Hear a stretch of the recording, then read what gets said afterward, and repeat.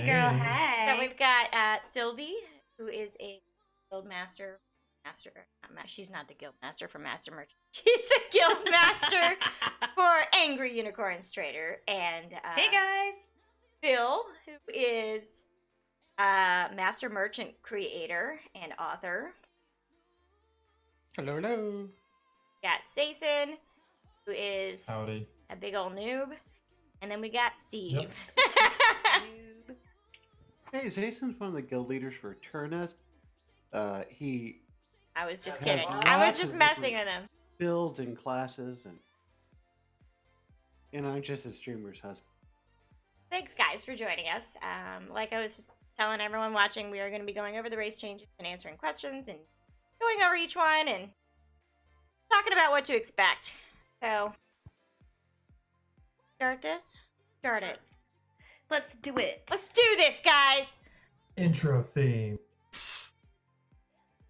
I got the patch notes up here now.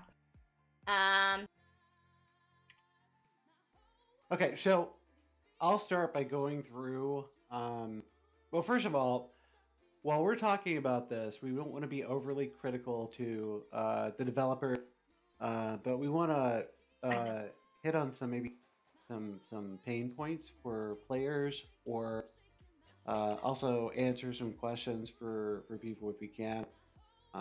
Why we think that developers are moving in this direction, what they, based on what they've told us, and so right now they said that we need a round of balancing for racial passives based on the following for a point. A lack of effective options in picking a race class combination.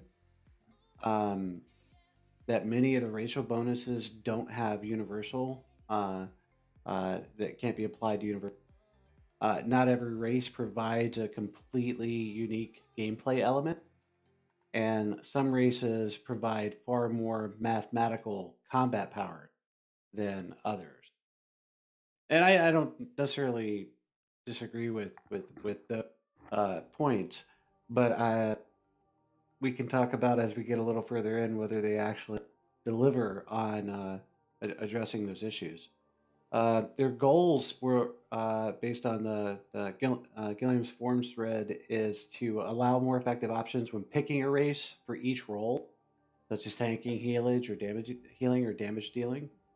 Equalize the overall power that each race provides by using our set bonus efficiency system, which compares the total amount of power that a bonus provides under equal terms. Retain the enhanced and unique feeling and gameplay patterns that each race allows. Improve the sense of progression that the racial passives provide when leveling. Achieve the above goals while still obeying rich and structured lore and storytelling. That's kind of the goals, but after we get through some of the individual changes, let's talk about whether they actually delivered on hitting those goals. I thought this efficiency was very interesting. One of the things they've done over the entire thing, if you're wondering what I'm talking about for those watching. I think being able to compare the bonuses that you get in a race change to a bonus you might be getting a 5-piece set or something like that, it makes perfect sense to me. It makes the math easier all the way around for most people. I think one of the things that they've done and people have argued, is this a buff or is it a nerf? Is when they're talking about they've taken abilities that previously provided a percent, and now they give you a flat value, such as that was actually across the board for all classes that were given a flat number or had a flat number to begin with, or a percentage to begin with, was changed to a flat number. Yeah, I have my theories about this, that it was done specific because percents can feed into equations and cause more of a power creep long term, where flat numbers are a lot easier to balance long term when it comes to player strength, because they can always increase mob difficulty by a percentage. But it's probably better that they increase mob power and difficulty by percentages, but players in terms of flat number points. Does that make sense? Yeah. Yeah, that make does. sense. I think also too, something that a lot of people don't think about, but the percentages when the game has to figure out what your percentage is and what his percentage is and what her percentage is and whatever, like all of that is happening server side, I do believe. And those kind of calculations bog down the server, bog down the system, and contribute to the performance problem that the game has. So by changing them from percentage based to just a flat number, it kind of helps with their other stated goal, which is to work on game stability and performance over the course of the next year. Yeah, that's what I was thinking. Yeah. That it would It also overhead. It also allows you to get the the maximum bonus from anything without going all in on that trait. So if it used to be a 3% or 5% health bonus, you didn't really get the return on that, the min-max return, unless you dumped all your points into health. But if it's just a straight 1,000 health, no matter how much health you had before, it makes it easier to just That's say, a I need really 1,000 health. You get 1,000 health, whether you had 5,000 to start or whether you had 20,000 to start. That's a really good point, Phil. And I think I would bet in the future, where you look at the Undaunted passives and the percent of stats that they apply, how much you want to bet that down the road we'll see the Undaunted passives applying a set amount instead of a percentage to stats as well. And from my understanding, the percentages of the racials only is calculated on your base attribute points, not anything else you add on top. Yeah. So that allows more flexibility where you spend your attributes. Yes. So let's talk about each race, and we'll kind of break it down and see whether you guys play a high elf or an Argonian or what race, and your feedback on the changes. The first one is high elf. The first racial passive which was increased... Wait, hold on. Thanks, Phil, for the resub. I appreciate it. Go ahead. Sorry. So, high elf increases the experience gain and destruction staff skill line by 15%, and an extra 1% generic experience gain. No change. Yeah, they didn't change any of those on any of the races. So we definitely it's definitely a magic. Right, so next... Yeah, you know what? Yeah, I don't really want to talk about the first lines that much. Yeah, because they didn't change those at all. They don't seem to be defining of the race play in most cases. Nah, it's just something extra they give, really. Spell charge. 9% magic or recovery becomes spell recharge. Restores 700 or 575 magic or stamina based on whichever is higher after activating a class ability. This effect can occur once every 6 seconds. Reduces damage taken 5% while you're using an ability with a cast or channel time. You guys both play. Don't you both play Magicka sorcerers? High elf? All my sorcerers are Bretons, actually. Oh, okay. Why? Because they're prettier. Yep. For me, this feels like a very kind of flavorful way to get, sustain without being too overpowering. You get magic or stamina, so you have flexibility in that regard, and the damage reduction, would help with channel time things, which most people tend not to use, from what I've seen. So I like this change. This is an interesting change. It makes high elves more viable for stamina classes. But what it does do is it links the recovery to activating class abilities and puts a 6-second cooldown on it. I equate this with the changes we'll talk about Redguard soon, but you know, it also reduces the damage you take when you're using a channel time ability, which is new to this. But is that just for any of it? Now it says an ability with cast or channel time. It doesn't say it's specifically a class ability. Yeah, my guess is that it is then any ability with a channel time. I don't know. I kind of feel like I don't know. As like for me, for instance, I'm not always activating. Well, I guess I am always activating class abilities. Okay, I'm having to think about it now if I do. With at least once every 6 seconds. Yeah. Right? So yeah, I mean that's easy. In a rotation, that's easy you're to do. hitting one probably. Yeah, that's easy to. Math, as far as 9% magic or recovery, if that equates to 575 magic or stamina, I feel like. Well, it also opens up to hybrid, having more of a hybrid class. Yeah. See, here's my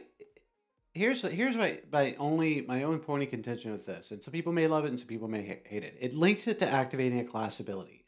So if you're playing a stamina-based character that's not necessarily using a lot of class abilities, you're using more weapon ability, then you can't take advantage of the restore unless you're slotting a spammable class ability. Now, if you want to play a Stamplar, can you imagine a Stamplar who's spamming was it puncturing strikes, puncturing whatever, and you also getting a 5% reduction because that's considered a channel? Exactly. Yeah, I spam so you're that all constantly the time. restoring your stamina, and you're constantly got a 5% damage reduction. That's why I was thinking. I play a Templar, but I have a really funny hybrid tank heal hybrid, but with that damage reduction, that would be awesome for that tank heal hybrid, and yes, I'm considering it. I see that change as opening up some options for some stamina based high elf characters, still maintaining some strong restore on Magicka without hurting the Magicka high elves too much. But whether that 5% damage reduction is overpowered or not in combination, I don't. Yeah, I mean that's going to need some testing for sure. It's still mainly a Magicka class. Ascanesis, thank you so much for the host. There's that little nod to stamina there, but then the next two are all about Magicka. So. Yep. So Gift of Magnus, 10% max Magicka. That becomes Chirabane's Boon increases your match Magicka by 2,000. Here's another example, like we were talking about, of taking a 10% bonus and giving you a flat amount instead. When I'm looking at that, I'm going 10% to 2,000. Oh, I did the math on mine. I lose because it's the same for Breton. They're losing, a percentage and getting a flat number. I did the math on mine. I'm losing 700, but I'm getting 100 regen in my case. We'll get there, but depending on how much you have, it's not that big of a. Not that. If you were a high elf DPS class, and you were stacking max Magicka for DPS, you're probably at about 30,000, 30 to 34,000. Yeah. Okay. Yeah. So this is easily a 50%, potentially a 50% reduction.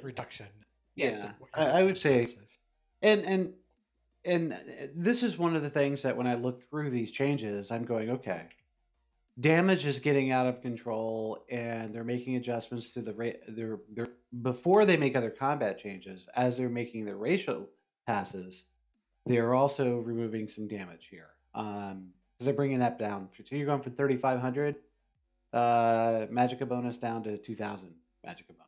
Yep.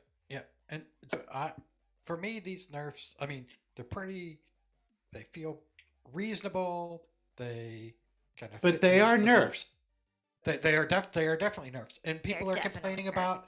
are complaining about power creep and like, oh, this stuff is too easy to do. Yeah, I know, and that's why I'm okay so- with.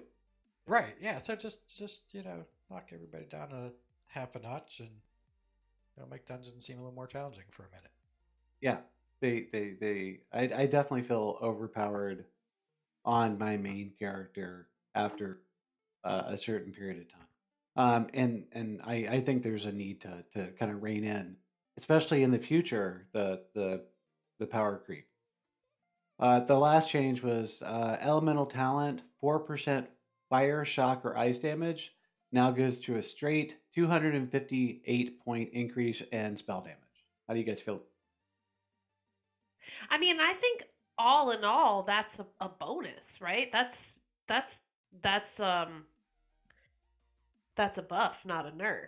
You're I'd like taking, it more too. like you're taking what you could only have on elemental damage, and you're just straight applying additional power across the board. That's That's what I was Yeah, gonna for say. heals, Yeah. for everything. It scales with everything. I think that piece of it is definitely a buff that moves back the overall package in the right. You said package. I did. Yeah, I think overall High Elf kind of got a nice healthy buff there. Yeah, I think High Elf is overall. definitely a buff. Grizzly Badham says. Yeah. Yeah, I think overall, come out. People logging in and playing the characters aren't going to be feeling any weaker. I think they're going to Yeah, I think they'll be a definitely little be stronger. able to feel a little more versatile as well. All right, so moving on to Argonian. Nobody plays Argonian. I know, right? No, I'm just kidding. Wait a minute. I want to know who actually goes swimming as an Argonian. First of all, like See, for me, this that first line, the extra swim speed, is the go-to. Yeah, it's the go-to for any farmer. Yeah, totally. My route has just a little bit of water in it, and if I oh man, I do everything Swift- in my power to jump over those little bodies of water. the swift rings work in the water, and this 50% swim speed works in the water. Why I hate swampy areas because I'm around and I'm trying to harvest, and if I hit like just the edge of the What? water, I am off my horse. Get in Discord. Right, you're off your horse, Join us. fall over, you cough up some water. Yeah, it's terrible. Spice Crib 9877, thank you for the follow. Welcome you.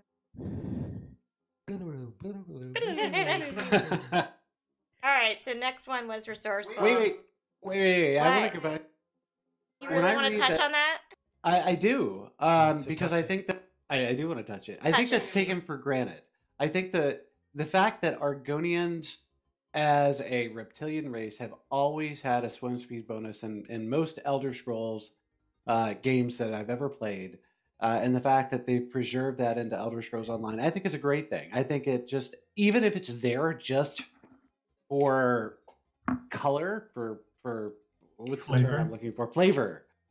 Then it's great, and I think that I'm glad they didn't just take it away, because there would have been a lot of players upset. I kid you not, if they had taken that out. Z95, Z95, and Lore Seekers podcast. Thank you for follows, guys. You are now shimmering. Wait for her. Okay, go ahead. All right, so All right. next up is resourceful. Gain 3% max magicka and restore 46-20 health, magicka, and stamina when you drink a potion has been changed to increase your match magicka by 1,000, restore 3,600 health, magicka, and stamina when you drink a potion. I want to be an Argonian. I want an that buff Argonian. too. Well, you're going from 3% max magicka, which, again, let's say you're looking at a magicka-based character with a large magicka pool. We'll just say 33. So 10%. Yeah. So I mean, you're looking if at you're roughly looking at 3,000. a DPS magicka character, you're pushing like 35 to 40k max Okay. magicka. Okay, so Easily. that's Yeah. 3,500 magicka. and now you're getting 1,000 met instead. Yeah, but is that based on just your attribute? That Because I think the percentage is just based I think on it's the just based on your attribute. I think. I don't know. I'm not 100. That would be a good question to ask. Well, either way, a 3% to 1,000 is definitely a reduction. Yeah. And the restore 3,600 health, magic, stamina, when you drink a potion versus the other is definitely a reduction as well.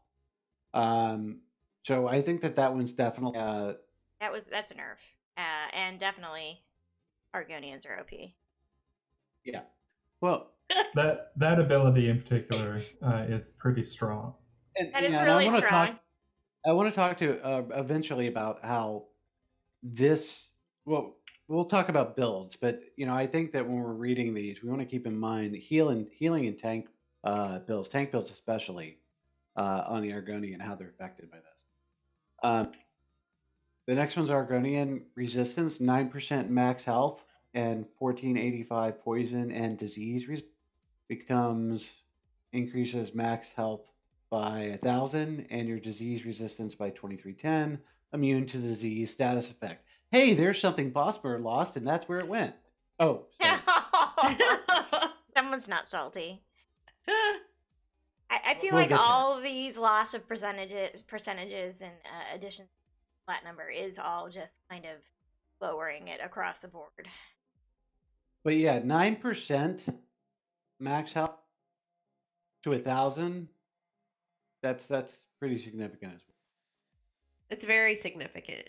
But again, when we're talking about trying to balance the game for the power creep in the long run, I think that it sucks. We're like, oh man, I've been playing this game for 5 years and I've been playing my character this way with these attributes and these extra things, but the power creep is very real and people have been complaining about it since the champion system went into effect. Balancing it by kind of helping to reduce that in other places, I think makes a lot of sense. Yeah. The final one, quick to mend, 5% healing done and received changes to life mender. Increases your healing done by 4%. And to Eflux's point in Chaz, I have to agree. That's probably one of the biggest parts of the nerf right, because I want you guys to look at the entire package and put yourself in the role of an Argonian self-healing tank. That's what I was thinking with my hybrid. Yeah. So if you're an Argonian tank who were able to maintain self-heals and you were using potions and look at your max health, look at how hard you got hit. So there is a particular type of Argonian playstyle that's hit significantly harder. Yeah. Almost anything else I've seen on any of the changes. But should a tank be able to self-heal through a dungeon, though? I mean, that's another question.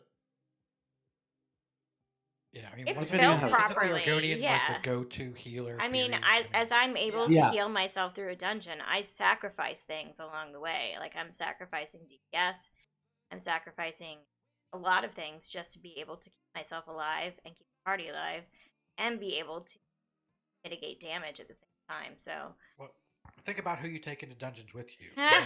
Right? You've given yourself a lot of extra work. All right, moving on to Widow. All right, here's our salt spot for Steve. No. Let me put it in first. Okay, first, increases bow experience, skill line 15, decreases fall damage, no changes. All right, Ifri's endurance, 20% stamina recovery, and that's changed to increase your stamina recovery by 258. That sucks. You know what? I know. That straight up sucks. It's hardly a change. I mean, if you do the math. Oh. Is it not a change? Is it not? Yeah, like I'm not sure how big of a change that particular one is. Just a tiny bit. It's not. I don't view that as significant. I built my Nightblade, my Bosmer Nightblade for stamina recovery anyway. And I don't see. I just see that as a flat change. Yeah, it's probably What's a your small stamina deal. recovery? What's a typical stamina recovery? Oh, geez, right now I don't even know. Mine's at like on my Nightblade, I think it's like 1800. Okay. Well, yeah, but that's you're talking about with food and everything else. I'm talking about so I mean, it seems it's comparable to when they removed the percentages. It's 10% for the other classes where they removed their percentage of magicka and gave, like, for instance, Bretons, they removed the 10% magicka recovery and gave them a 100 magicka recovery. So it's comparable to what they're giving the other races. Yep. For yeah, regen. it's so hugely strong for recovery. I just view that as a flat change. Doesn't bother. Yeah. All right, resist affliction, 6% max stamina and 1485 poison and disease resistance is now increase your max stamina by 2,000 and your poison and disease resistance by your poison resistance by 2310 and your immune to poisoned status. So right now, 6% of max stamina becomes 2,000 stamina. I'm okay with that. Again, that's kind of a wash. Yeah. And the poison and disease resistance becoming only poison resistant. And, we're kind of immune to poison and disease status effects, and now we're just going to be immune to poison status. It's not a huge change. I'm okay with it. It's not all of these are kind of flat bonuses. We're losing a little bit of recovery. We're losing a little bit of, disease resistance, but it's not game breaking, Yep. All right, so And Ascot says what is that whole change. Disease resistance instead of Yeah, or poison resistance instead of disease. because you got all those people shooting No. arrows at you that are with right now? the poison. Right now, listen to me. Right now, we have 1485 poison and disease resistance, and are immune to poison and disease status effects. That's not what the previous one says. I know it doesn't say that, but I'm telling you right now, you won't see the poison status effect or disease status effect on your Bosmer. But so if you are getting a bonus that it's not spelled out that you should be getting, right? Then perhaps that's not intended. No, it will be clearly. We're losing the disease resistance. So if you haven't but not been much affected does by the disease damage to begin with. well, yeah, and when you are affected by disease damage, it lessens the healing you in PvP. So I don't, again, I'm okay with it, but we're not getting anything extra. That's for sure. If anything, it's a little bit of reduction. Now I'm going to be getting hit by, disease procs, and when I go to cast my vigor, it's not going to be, Well, and also, chat says that it's like you're not actually currently immune to disease or poison. Right. You just have disease and poison resistance, but you're not immune. Right. But you're not The immune status to effects. either of those status effects. This way, you're maybe reducing. It could be reducing. It actually looks like it's increasing your poison resistance from 1485 to 2310, and making the Bosmers immune to poison status effects. That is awesome. That's really great, actually. And there's not a lot of disease damage being used in Weapon glyph. PvP. Yeah. Mm-hmm. So the third one is Fourth. fourth one is the stealthy passive. Reduces detection radius by 3 meters. No, 3. 8, 17. Go ahead. Reduces detection radius by 3 meters and increases damage done in stealth by 10. This becomes Hunter's Eye and increases your stealth detection radius by 3 meters. After using dodge roll, you gain a 20% movement speed for 3 seconds. So this is my pain point. Like, everybody who plays a Bosmer and everybody who plays a Khajiit, a lot of people may go, okay, we're losing our damage done from stealth, an extra 10%. I'm okay with that. I don't really have an issue with reducing that because burst damage in PvP can be very deadly, and I don't think I've seen a few people, but not a lot of people asking for that back. Again, the people who are asking for it back, they've said, look, you get one attack from stealth. That's it. It's, it's 10%, an increase of 10%. It's not that big of a number. Oh, But it's they pretty figured good it out. for Skank Blade. Yeah, it's Gank- definitely good for a certain type of gank build. And the second part of this, so if we take out the damage done self by 10%, we just talk about reduce detection radius by 3 meters. That increases your stealth detection radius by 3 meters. And after you use dodge roll, you gain 20% movement speed for 3 seconds. All right, so let's say we're losing damage done in stealth and they're replacing it with the dodge roll. That's all good. Getting a roll dodge and gaining 20% movement speed for 3 seconds every time you dodge is great. Whether it will stack with the same kind of passive from a bow is questionable. But nobody's arguing, at least in the controversy I've heard on the forums or read, that they don't like the roll dodge and 20% movement speed for 3 seconds. What I'm seeing and what I agree with and what I've made a post myself is I don't like the fact that we've lost the stealth detection, the reduction in stealth detection radius by 3 meters, and it's been replaced with the ability to detect stealth.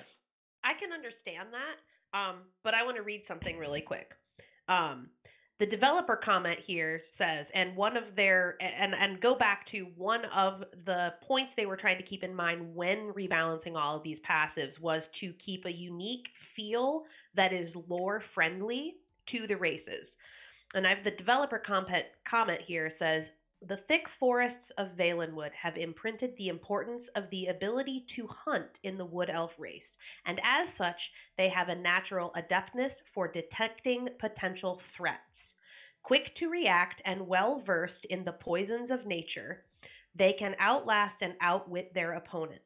These traits are demonstrated with their natural speed boost when tactfully engaging in combat, and their unparalleled stamina recovery. So I get that people are upset that I used to be able to be sneakier and now I can just detect things in sneak better. But that makes it's a change that makes sense when you think about the lore of the Bosmer. Right. Yeah. And I don't disagree with that. But let me read to you part of the Leviticus chapter 7, as well. Verse 3. And clearly it says a quick note on why we changed the stealthy passive.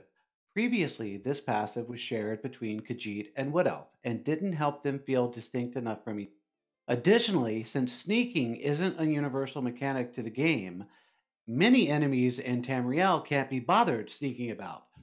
Okay, so if many enemies in Tamriel can't be bothered sneaking about, why would you give Wood Elves the ability to detect sneaking enemies if many of them can't be bothered to sneak about? So right, yeah. So this is PvP all. Yeah. All right. Yeah, there's PvP written all over it. Right. So yeah. You're taking a skill that's a reduced stealth detection radius, and you're giving Bosmers a skill that's only now useful in PvP.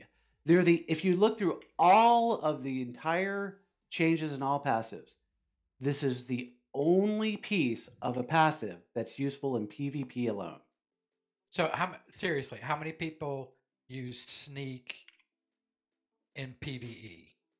A lot. I do. Because I now, Then you got the Thieves Guild well, DLC. let me make my case. And Every Elder Scrolls game I've ever played, I've always liked to play a sneaky character. And the first things I do is become the master of the Thieves Guild and then the Assassins Guild. This game has the entire justice system. It has the Dark Brotherhood DLC. It has the Thieves Guild DLC. And all of this content is built around being able to be stealthy. As a brand new player, look, don't get me wrong. there's nothing on here that would hurt the performance of my character in the live game. But as a brand new player coming to Elder Scrolls Online, I'm going to look at the character creation screen. I'm going to know that this has a Thieves Guild and a Dark Brotherhood DLC, and I want to be a sneaky assassin. And I'm going to read all of the descriptions. And you're going to choose Khajiit. Where before I had a choice between two different races that could be sneaky, now I'm only going to see one. And that's going to mean that all these people coming to play the game for the first time are going to roll Khajiit because they think that's what the character creation screen is telling them to do. Yeah. And my point is the Khajiit version. Okay, now let me read the second part of that. We wanted to take the focus away. Okay, we still want to support that game mechanic, however, so we kept parts of each of the Wood Elves and Khajiit's versions of these paths. You really didn't. Excuse me, but you really didn't do that. If you look at what it was and look at what it becomes, they didn't keep anything from the original passive. Right. Actually, you kept no part of the Wood Elf passive except for in the Khajiit racial bonuses. That's where, because they took the Khajiit racial bonuses for the 3-meter reduction in stealth and they bumped it to 5-meter reduction in stealth. Right, and give it to somebody else. Yes. Yeah. But my point here is, as an advanced player, doing really hard content, my ability to sneak doesn't really matter. I've always enjoyed being able to go right up behind a guard or stand on their toes and pick their pocket. And that's one of the things that 5 years ago, when I rolled this character, it's one of the reasons. I don't want to sacrifice my DPS sets to have to put on another set of armor to be able to do the same thing I can do today. And to do it and to replace it with something which is only the ability to detect something hidden further, which is only useful in PvP, and then limiting, in a limited fashion, just seems a little. You see my point? It just seems a little wrong. Hello, Steve, thank you for the follow. When I see you in Shimmering. game, I'll look away. So you can be more hidden. Eflux says now Okay, instead Brad. of choosing to be furry or a cannibal, you can only choose the furry. Yeah, a lot of people are feel that way. That well, if I want to still play the Seek Thief, I think they need to PvE, let people know on the character creation screen that wood elves are cannibals. and the other, I'll make this and I'll kind of finish up my point here. They could have done lots of things to preserve that feel and made it different than Khajiit. Oh wait, you're going to give the Khajiit the ability to have a decreased stealth radius. Why don't you give Bosmer the ability to move a little faster in stealth than a default rate? That would have still maintained that. Mm-hmm. And I was thinking would the have same given new play. Yeah, then you still have a new player coming in and go, well, these guys can move a little faster in stealth. These guys can stay, get a little closer to people while hidden in stealth. At least it still maintains. But right now, I just feel like they're, new stealth players coming into the game. They're just gonna immediately see the Khajiit and go straight for it. And an Ascot, thank you for the follow. Welcome. You're now shimmering. Yeah, totally. Actually, I'm sitting here. I'm with Lieutenant Ascot. To that, I would say, I think your points are valid, and I think that none of this is final, and so that's what PTS is for. Oh yeah, guys. Yeah, exactly. These are not set in stone yet. And make those, make those points to the developers. It is my experience that when you give this sort of feedback and you do it in a way that makes a good point and isn't like, why do you suck so bad? You're ruining the game. Meh, fuck you. They're actually pretty receptive to the feedback. So yes, I agree. For those that are new, when we get patch notes like this that come out, while it may seem like the end of the world and everything, they are made for a good reason, and giving good feedback on the forums and in places like this, as long as you're making your voice heard, they do make changes. They do listen to us. So, and in the past, things like this have changed. I can't say all of them won't go into effect, and the change won't be that as drastic as it is, but something may change between now and live. So. One more point on that passive. The other part of the passive about the movement speed. Well, one of the other part of the passive about when you dodge roll, you gain a 20% movement speed bonus for 3 seconds. There are a lot of people that are drooling after that piece of it so much that they're willing to not say a word about their loss of stealth, because if you're experienced at doing advanced content, or you don't play a Nightblade, or you don't play a gank, or even if you do play a gank build, this is, for hit and run, this is a very powerful piece. And people are like, I'll just take the movement speed and keep my Right. mouth shut. And a lot of people also don't think that that's going to outlast PTS. That if it stacks with the hasty retreat from the bow line, then it's gonna it's not gonna make it past PTS. PMS 1971, thank you for the follow. Welcome, you are now shimmering. Yeah, I mean, I think that's another point too. Lieutenant Ascot says like they're balancing for both PvP and PvE here, and that's important to keep in mind too. Like, yeah. I don't know how they would make racial skills without having to think about how they play in both environments. Yeah, I'll take the detection increase if they go back. Yeah, the movement speeds does but seem kind of silly. hidden. Because don't you get that already from having don't you get A some bow kind? equip? Yeah, the bow in your back bar. Don't you already get that? So Yeah. I mean, isn't that? It's just it kind of seems. We'll see. All right, If it's so that That could be pretty fun. Somebody made the comment earlier in chat there that like it's like the anti gank. And so that movement speed could be pretty fun when used in I mean, that if way. you can really get the movement speed off, because you're being CC'd constantly. As a Nightblade ganker, that part doesn't make me sad at all. Losing the 3-meter detection radius is, or the ability, the reduction in your detection is only a PvE hit. You're not really going to affect PvP, because when you're out to bow gank somebody, you're far enough away that those 3 meters aren't going to matter.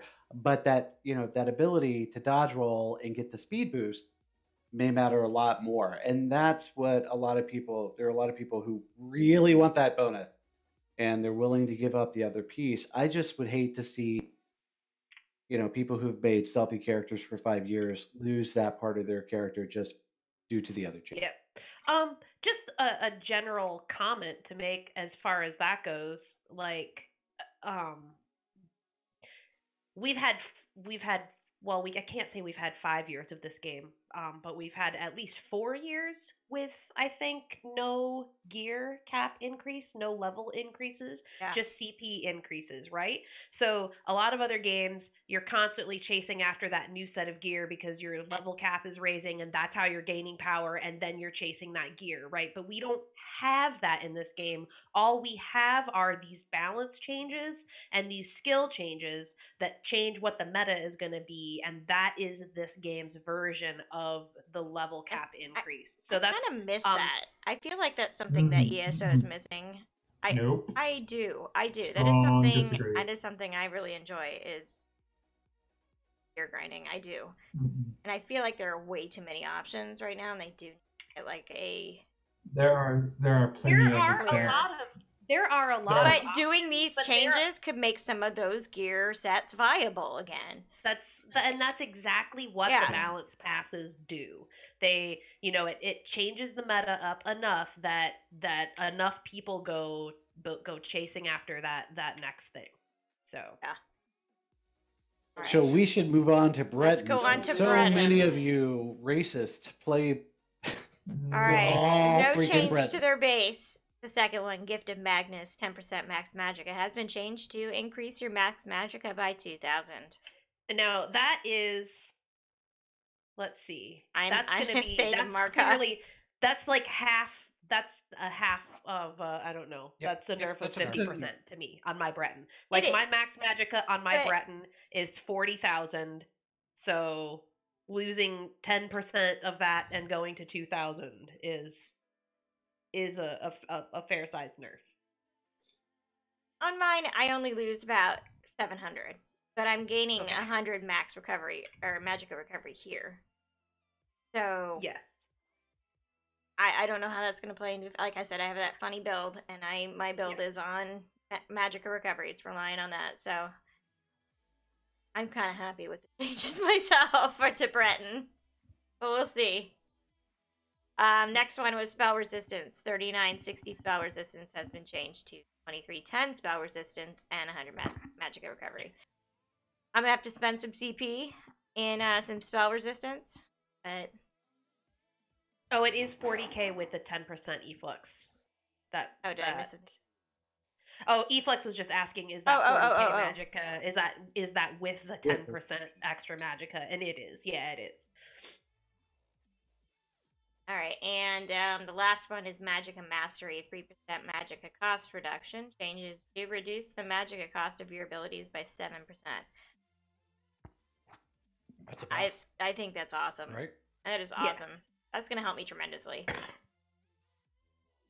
Yeah, I'm not sure how the lowered spell resistance. You know, we're going from 3960 spell resistance to 2310. So, that's allowing all the time anyway. Yeah. So. I mean, I don't. I mean, you can make up for that in champion points. Yeah, definitely. But yeah, totally. It will make putting points into that particular champion point.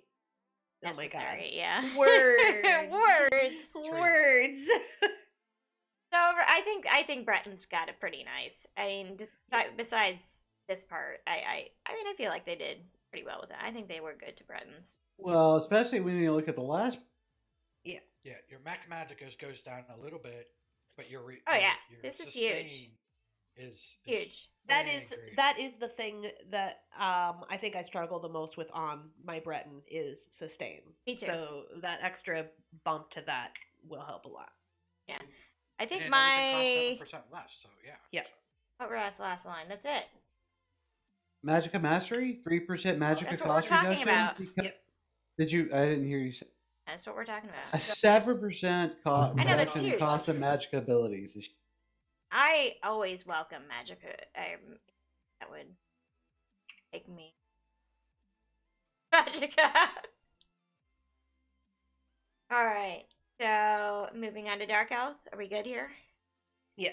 All right. So Dark Elf. No changes to their base. Second one, Dynamic. 6% max stamina and Magicka has been changed to increases your max stamina Magicka by 1250. I feel like on the whole, that's probably a buff. To max stamina. You have any Dark Elves? Are any of you Dark Elves? No, but I'd equate 6% with closer to like 1,800 or 2,000. Yeah, but it's being split between two attributes. Yeah. So now you get it on 2 anyway.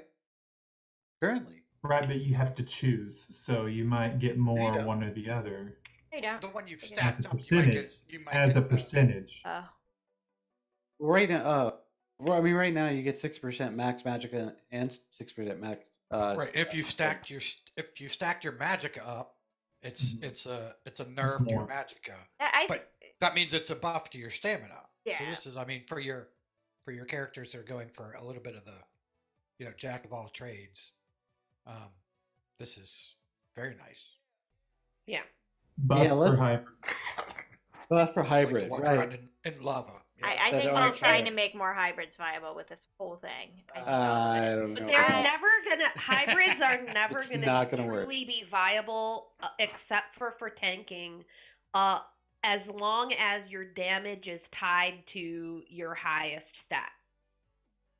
Right? As long as your damage, if your damage is going up, the higher Magicka you have when you're casting Magicka abilities, hybrids are never truly going to be viable, I think. So they need to separate those, and then that would. That said, the way that they have done some of these changes here on the Dark Elf, or not, is makes it a little more interesting to play a tank. Yeah, definitely. It opens it up for them, yeah. And then they get the Resist Flame. So we'll go over the next one. Resist Flame is 3% max magic and 2079 flame resistance. Max health by 600 and your flame resistance by 2310. You're immune to the burning status effect. Vampire. Oh, yeah. Vampires should be dark Mhm. elves. Well, yeah, but they always should be. Yeah. I mean, yeah, I that's mean, they got the They flame always have an resist. I advantage. know, but now they've got this immunity to the burning, so, it's nice. Yeah. But, I mean, as far as Defense. vet in game, there's not a lot of in game that uses the flame or the fire. Am I correct?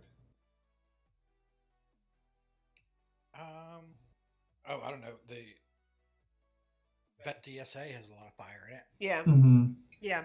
Yeah, there's a couple that are really heavy, but as far as Mhm. a broad stroke, not a lot of them are heavy in fire. Yeah, Mag DK has tons of fire abilities too. So Oh yeah, again, so that's so in something that's gonna be like PvP. especially good for PvP. Yep.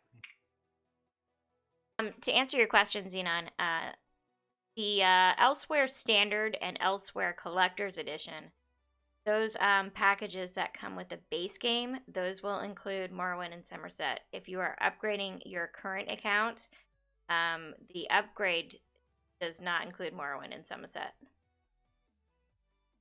That answers your question. So basically, you can't get those two. They're making it modules easier. now. Yeah. Right? They're making it easier for newer players that are just coming in to have everything. So they made those mega packs that include all 3 chapters with the base game. Those only come with the ones that include the base game. And they're a little more expensive. It's very confusing. I really wish on their website they would put click here if you play the game, or click here if you need to buy the game, and it's just very confusing. I get asked that a lot. Inklings, hello, how are you? Click Welcome. here if you're friends with Shimmer.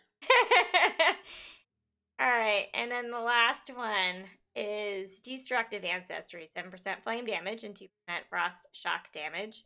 Turns to Ruination. Increase your weapon and spell damage by 258. Yeah, so again, a nice hybrid.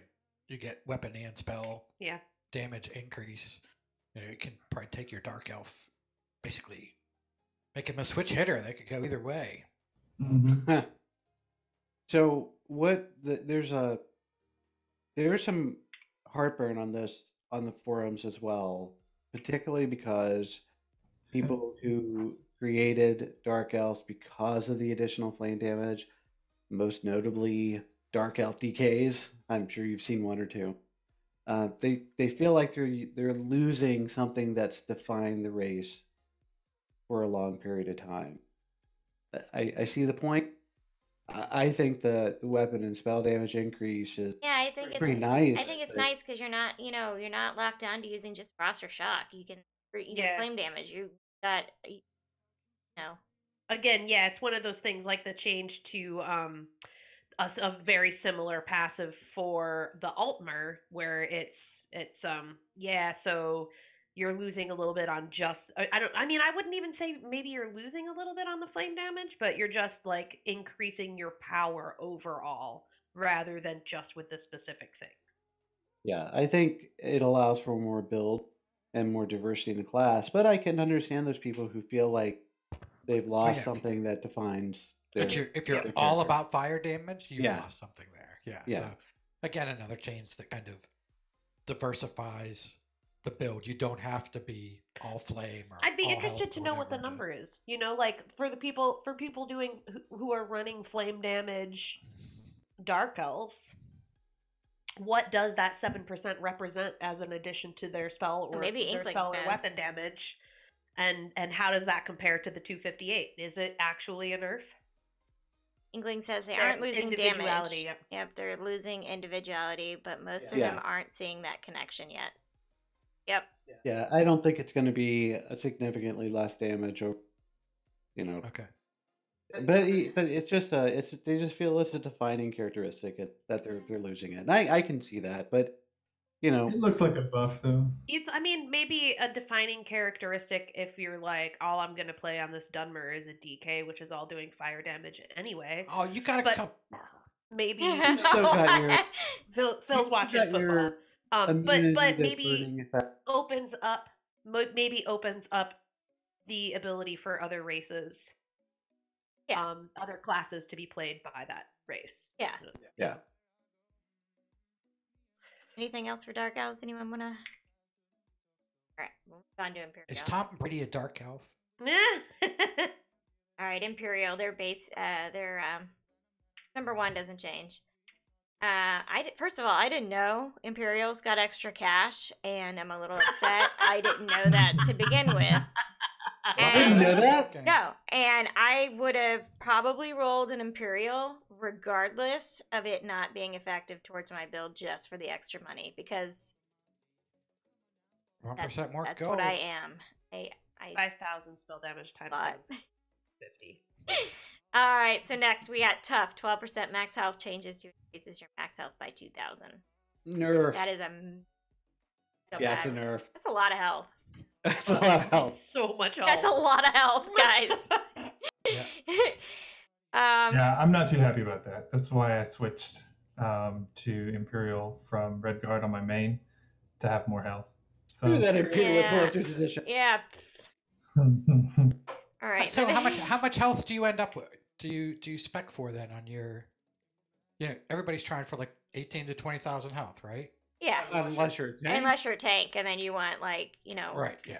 40, 35, 40 and up. Right. So, but the counter to that is right now I'm not spec'd at tank. I'm spec'd for stamina. So that's actually a buff. And that still is a big. That is a buff. Yeah. Right. But most of the people that rolled Imperial were rolling it for tank. I originally switched to be a better tank.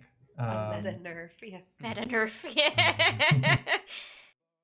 Lieutenant Alscott is saying I had 22k, so I lose 2640. Down net 640 health points. Yeah. Yeah. A few, not a great deal. So for the Imperial tank that's spec way into health, yeah, you've been nerfed. Otherwise, Yeah, Otherwise it's a break even. What? conditioning 10% max stamina down to 2,000 as well. Yep. Again, I equate a 6 or 7% with 2,000, so that's Again, I also think a I'm reduction. agreeing with Sylvie here. I think that is to help also with the server, so they're not having to Yeah. do all the So many complicated percentage math calculations. Yeah. every time every someone. place where they take a percentage out and add a flat number reduces server side stress and increases the performance of the game. Yeah. Yeah, I'm- you can I'm okay pre-calculate with some of that. the- Yeah, I just wish it was like 2,400 for the health. Yes. All right, and then they got Red Diamond, 10% chance on melee attack to heal for 6% of max Red health. diamond, red Red diamond. Diamond. Changes to when you deal direct damage. You have a 15% chance to heal for 1750. Reduces the cost of your block and bash abilities by 5%. All right, the reduces the cost of block and Right. bash abilities by 5 is put in at the very end to mollify all the tank changes above. Totally, Right, totally. yeah. I'm reading Inkling says here, would love to see the Imperial get some sort of a magicka, a magicka bonus in their kit, and I would I too. agree with that. I would really too. like that, because I would like to have Imperial be an option for I play. Well, I think culturally they're not that magically I- inept. Right. Yeah, lore wise, I think it's a good without Magicka. It's good. Yeah. And the Red I agree. Diamond, the Red Diamond is a break even for me probably. Yeah, it's a buff and a nerf depending on where your points are. I think Nerf health. right now as a stamina based Imperial, it feels like it might be a buff. Yeah, this definitely, though, from the beginning of the game with the Imperial passives, the Imperials have been able to have much larger stat pools than just about anyone else. And this definitely brings them down to the level of all the other races. Yep, We're nerf in the health, and you ballpark. nerf the damage shields that scale off of max health too. Yes. Yep. Yeah. Mm, Tanks that are stacking health and using those types of shields are getting double nerfed in that regard. Yeah. And that's true. It is. Get on to Each one thinks it's Everybody's time. favorite race now. All right, Here, kitty, so kitty, kitty. no change to this, and I think it's because of elsweyr. Elsweyr's a Khajiit. Dang, they Hey, want more look. Khajiits. They have medium armor skill line and a 5% bonus to successfully pickpockets. Well, I'm on a character creation screen. I think I'm going to play this Elder Scrolls game. Ooh, if I want to be... oh yeah, this whole thing, I have to be a like, Khajiit. it just screams, pick me because I am stealth. I'm your stealth dream. The first change was to only nimble. Pussy stealth? Oh. Yep. First thing was to nimble, 20% health recovery and 10% stamina recovery changes to robustness. Your health recovery by 100 and your stamina magicka by 75. Recovery by 75. So instead of health, they got stamina and magicka, which is huge. That will help me tremendously. 20% to 100. Wait a minute, I'm reading that wrong. 10%. Yes, but the recovery itself across the board for me will be awesome, I think. Read those numbers again. Health recovery by 100 and stamina and magicka recovery by 75. 75 points? Why waste the ink typing that? I don't understand. It's a little weak. I feel like, okay, if you look at the other classes, look, they had all the classes that got the percentages changed to numbers. They took a 10% and made it 100. I feel like those numbers need to be 100 across the board. Because and the health also needs to be increased because the 20% health for the other classes that got 20 or 21%, they got 258 recovery. The stamina and magicka recovery is 75. It's so weak. It's why. But I like recovery. I do like recovery. Well, yeah, but it should be a little more significant. Something, you know. I think it's also to counter some of the others.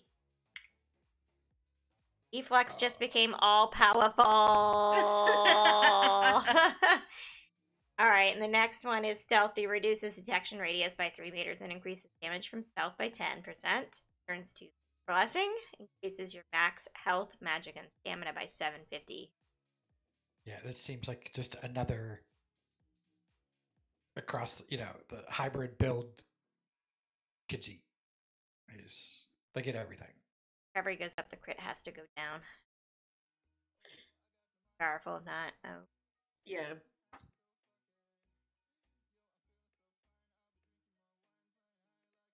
Anyone want to say anything about Everyone got really quiet. Next one is Carnage. Increase your weapon crit by 8%. That's because we're coming there. That changes to Feline Ambush. Rare. Increases your weapon and spell crit chance by 8%. Reduces detection radius and stealth by 5 meters. There's that Bosmer stealth radius. First of all, I like the idea of the increase in spell critical chance to match the weapon critical chance on Khajiit, and being able to even maybe a Khajiit Mage Blade, but being able to is much more viable than it was prior to those changes. I still think that magicka and stamina recovery at 75 is a little light, but I think everything else is perfectly fine. I think that Inklings has a point when he says that if the recovery is high, then the crit needs to go down. Because if you're not dealing with needing to keep your sustain up, then that's just way too powerful. Oh no, and when I'm so when maybe that's why. I mean, like, you could double it, and I still don't think even at 150 it's. You'd notice it. Yeah, it's still. All hail our new warlords, magic hats. So, I like the idea that you can play a magicka based, and people have been running the numbers. Breton or Altmer versus Khajiit for magicka, and Khajiit, might come close to approaching some of the numbers with the increased crit that Altmer could do. They would have been way off before. At least you can get closer to the ballpark, so to speak. Altmer's still better. No, the cat. I'm sorry, I was talking to the cat. It reduces your detection radius. Yes, this is. You can. They should have just left that the same as for the Bosmer. Both of them get, or take it out for both. Take the pickpocketing out. Take the reduces your detection radius out. and take it off the Bosmer too. That It way, sounds to me. That sounds when you say I agree with that. When you say reduces your detection radius, that sounds to me like I don't know. I was gonna Yeah, say it kind of sounds like you it's seeing poorly other worded. people, but yeah, okay, it's poorly worded. yeah. So basically, right now, the Bosmer and Khajiit both get an additional 10% damage from stealth, and they're harder to detect in stealth, and they can get 3 meters closer to NPCs, basically. So they took the 10% extra damage off both. They let the Khajiit keep the decreased radius of detection, but they upped it from 3 meters to 5, and then reversed it, flipped it on the Bosmer side, so the Bosmers see people in further. stealth 5 meters. Right. They Yep. Okay. I think a better bet, just looking at the health of the game and people coming in, knowing that we've got the Justice System, the Thieves Guild DLC, the Dark Brotherhood DLC, and this type of gameplay is popular in PvE. Either take all the stealth bonuses off all the races so they're all just as equal, or give it to more than one race and revert the Bosmer so that you have a choice whether you want to play a furry or play something that looks at least remotely human. I From like a sneak perspective. Eflux. Yeah. I like that Yeah. emote you have there. It's adorable. I think overall the Khajiit are. Yeah, I like what they did with them. That's a nice I change. just I don't know. Yeah. Some of The Khajiit ones for me are worse going up. 1, 2, and 3 are kind of light, it seems, in terms of their ability, and then 4 seems to be yeah, the big jump. Definitely have to test it this week. I'm gonna be Yeah. playing a lot on my night blade. Could you tell you how it feels? Don't touch my pickpocket, Inkling says. Oh my god! So legit, true story. One day I was online and I was streaming. I was streaming me pickpocketing, and I was awful at it, man. I was just awful. I'm like, this is not how to pickpocket. I'm just pickpocketing and showing him where I go. And then I'm like, well, let's go host Inklings right now and see what he's doing. So I hosted him, and he's all like, how to pickpocket and make 100,000 in less than an hour and blah blah blah. And I'm like, holy shit.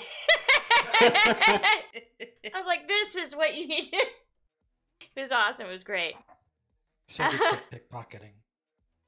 I did. Yep. I tried it once and then I quit. I love pickpocketing. She was trying to pickpocket those new motifs when they were new in Vardenfell, and it said, "Oh, come pickpocket." She wasn't getting any, and then.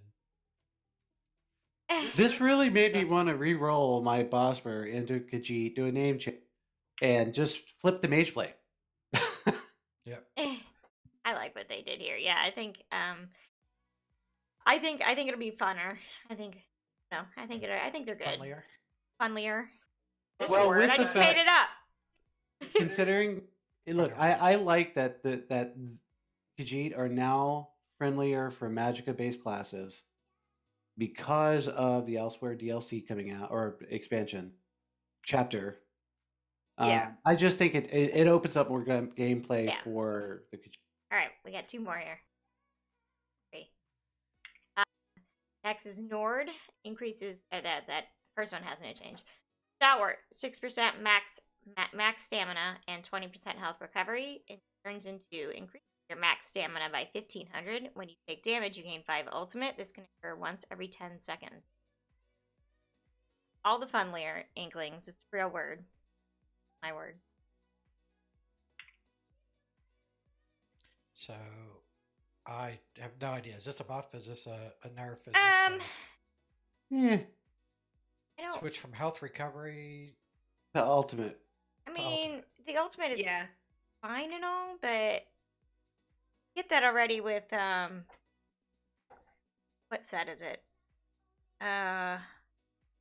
What set is it that when you get hit you get ultimate? Have it. I wear it. It seems like a side buff. Like it doesn't seem like it's 5 ultimate. I mean, who cares about health recovery? As a stat, unless you're stacking it. Gaining 5 ultimate? 5 every 10 seconds. Every time you take damage? But it's only every 10 seconds. Yeah, but still. It's.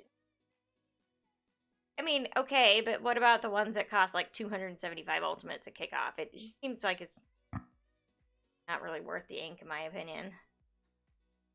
Well, neither was the 20% health recovery, so. Yeah. True enough. Okay. All right. Frost So resistance. frost resistance, 9% health, max health, and 2079 cold resistance changes to increase your max health by 1,000 and your cold resistance by 2310. You are immune to the chilled status effect. 9% max health down to 1,000. Still a little bit of a nerf. Cold resistance is a little bit of a buff, but all in all, it's not huge. Yeah, it's Werewolf a tank set. nerf. Oh, thank you, Nate. Very lore appropriate. But Yeah, Yeah. totally. I don't know a lot of people that actually play Nords. there's not much cold. Well, there will be now. There will be now. Especially after you read the next one, yeah. Yeah, and then they get rugged. 6% damage reduction turns into increases your physical and spell resistance by 3960. Huge. Looks like they were trying to make it very tanky here. Nord tanks are coming. Mm. The tanks are coming. Winter tanks are coming. Winter is coming. I actually had some people saying on my YouTube video, they were saying they thought upset with what was happening to Nord.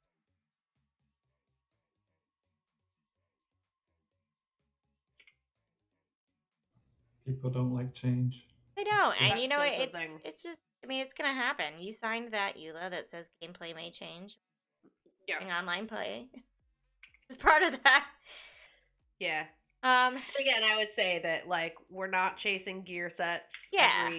We're not chasing new level gear every expansion. So this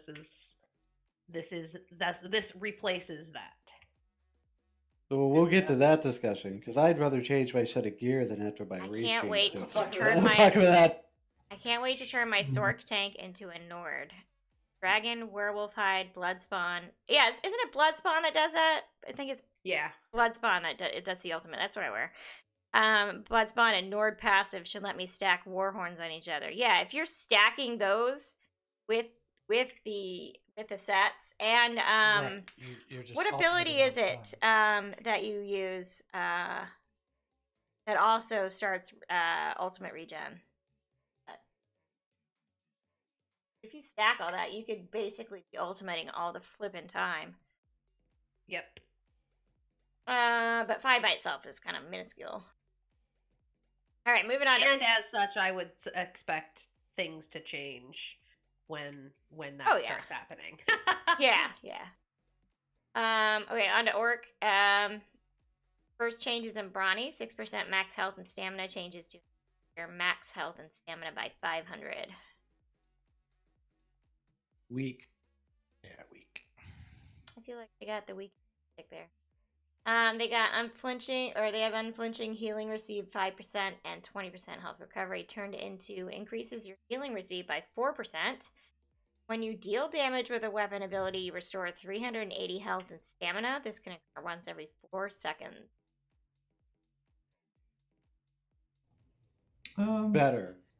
Yeah, it seems better, and it's more active rather than passive, which seems orc appropriate.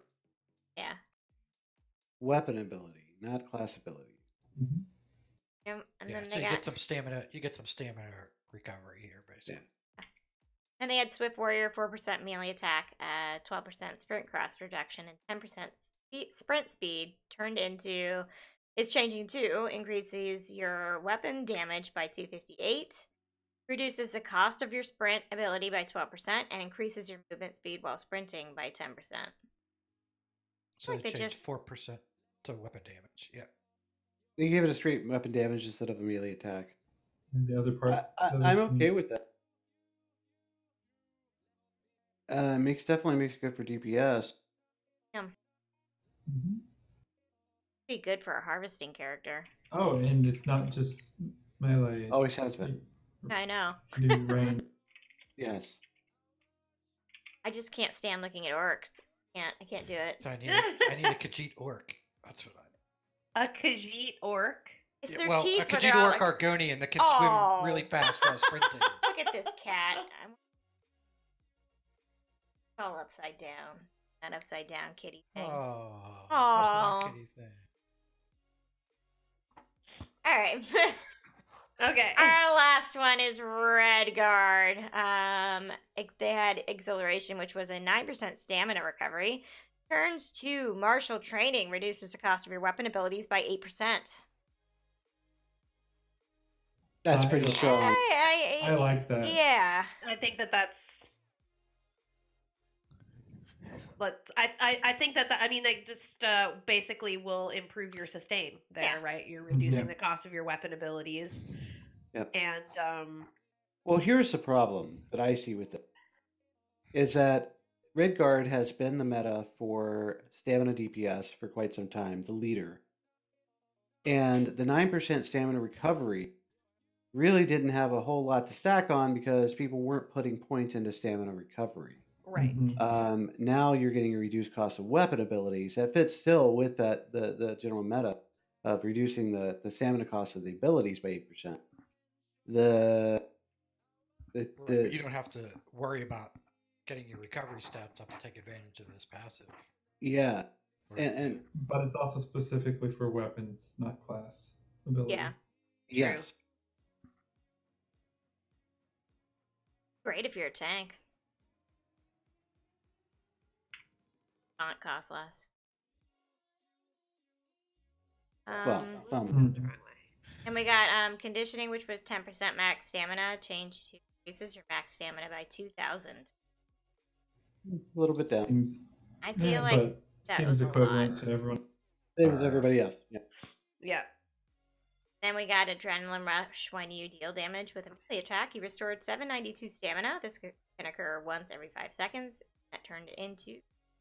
When you deal direct damage, you restore 950 stamina. This effect can occur once every 5 seconds. Seems like a buff. Oh no. No? Oh no, he says. No. Versus melee? When you deal damage with a melee attack, restore 792. The stamina restore goes from 792 to 950, but now it can only occur every 5 seconds. No, they were both every And They were both every 5 seconds. Yeah, they both are wherever. Look, right here. oh, so okay. All right, so but now it has to be direct damage. I mean, What's the when difference? well, I mean, so I It's guess not like AoE. on your bleed or your AoE, but Yeah, like like if before- you're running a Redguard as a stamina DPS, you're pretty freaking in people's faces, and you're going to be doing a lot of direct damage. You're doing direct damage every 5 seconds. Yeah. I want to see the parse numbers on this when it goes to. It's going to be close. Oh, I can hear Outcasts freaking clicking right now. Guys, seeing that man parse was probably the coolest thing I've ever seen in my life. Like, he was like a machine sitting there, and you just hear this click. And occasionally you would hear this fucking hell because he like messed up his rotation or something. But it was amazing watching like him just parse all this stuff. It was great. But yeah, I'm looking forward to seeing what the Should've parse. videoed it. That would have been fun to watch. I'm looking forward to seeing the parse come out. Yeah, I think someone did. I think they did actually record him doing that, locked away in the ESO vault. I think it's safe to say if you play a Redguard now, that you're not gonna want to re-roll a different race. Yeah. Yeah, there's some tweaks there, but I think you're gonna end up falling out pretty much the same. Yeah, it makes me consider if I need to switch back. What do you Because play? my Nightblade main was Redguard, but then I was going to do tanking, so I switched to. I know. Thank you so much for the host. I switched him when I was doing Mage Blade, so I switched him to Imperial, but I'm considering switching back. Guys, if you don't know Zyna, give him a follow. He's a YouTuber, Twitch streamer, does everything. He's awesome. Go follow him right now. If you don't, I will hunt you down. From everyone from Zyno's stream, hello, I am Shimmer. Right now we're going over the racial patch notes and Racial patch discussing you know, how they'll impact gameplay and stuff like that. And yeah. So, real quick before Ask we go, GTS tomorrow. Yeah.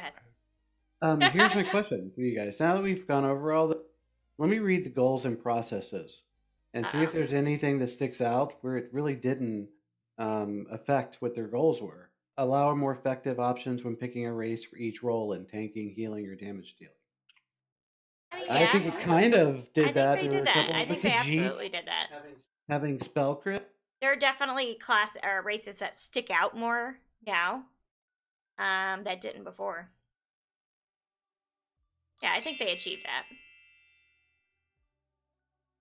Equalize the overall power that each race provides by using our set bonus efficiency system, which compares the total amount that a bonus provides at our equal terms. Yeah, I think for the most part, I think we can that's see where they fascinating. brought some hard numbers in to kind of control the power creep. Redguard has an unnecessary huge buff and didn't really give too many options. The rest are pretty good balance-wise. 95% of them I'm happy with, but still room for changes. Yep. I think that's where we're coming out with is overall the changes were pretty good, and Yeah, I think overall that this is a step in the right direction. There's a lot to get excited about here. I'm really excited to see how the changes from making everything percent based to making everything a flat number helps with their overall stated goal for the year of reducing server stress and increasing performance for the game. In all aspects of the game. I think that that's something, again, when you read through all of the shit on the forum and people spewing everything, I think that that is a thing that people just are not talking about. They're pissed about how it's going to affect their gameplay, but they're not thinking about overall how it will affect the performance of the game.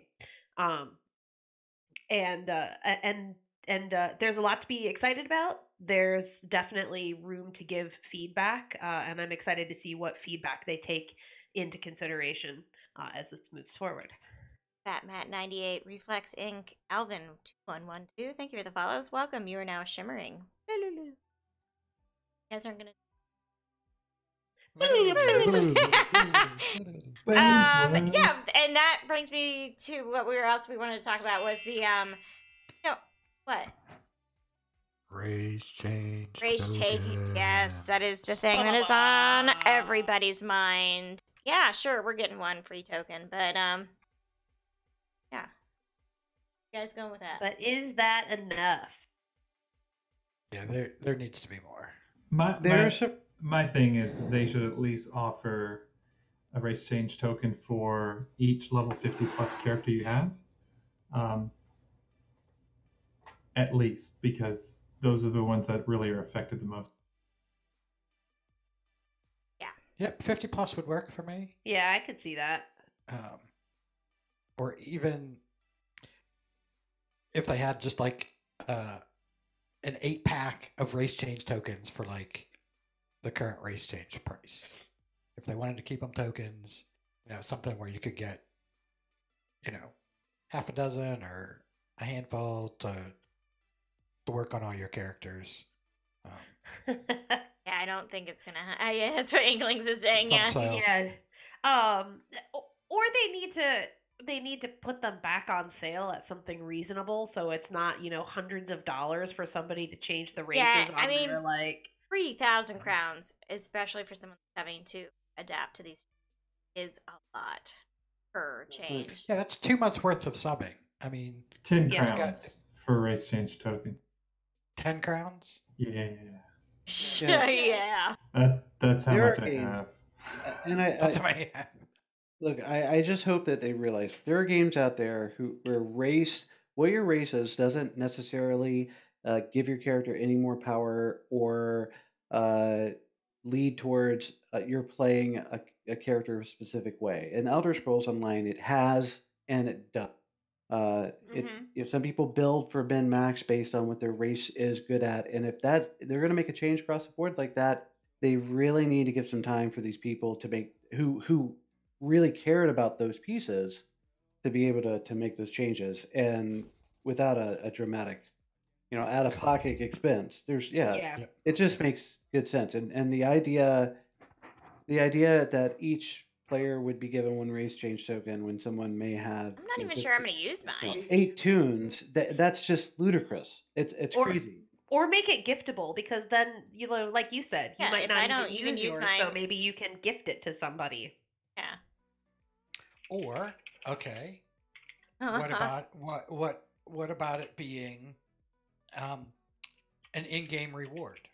That too. So you finish one of the new dungeons on hard mode. There's a chance to drop a race change token that then you could sell. Every 20 days of the login reward, give a race change token. Having a login reward definitely would be, because last month's login. Wait, was it this month's login rewards were kind of a joke? They were like, really, why? It's like, why? Yeah, the only thing that's there is 100K later. But yeah, so there's a few places where they could sprinkle them to help a lot.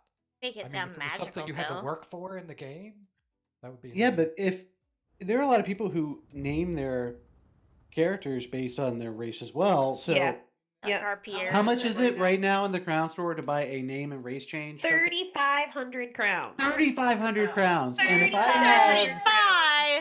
if I have 5 characters that I've named based on, giving them racial names, and now I have to change their races because.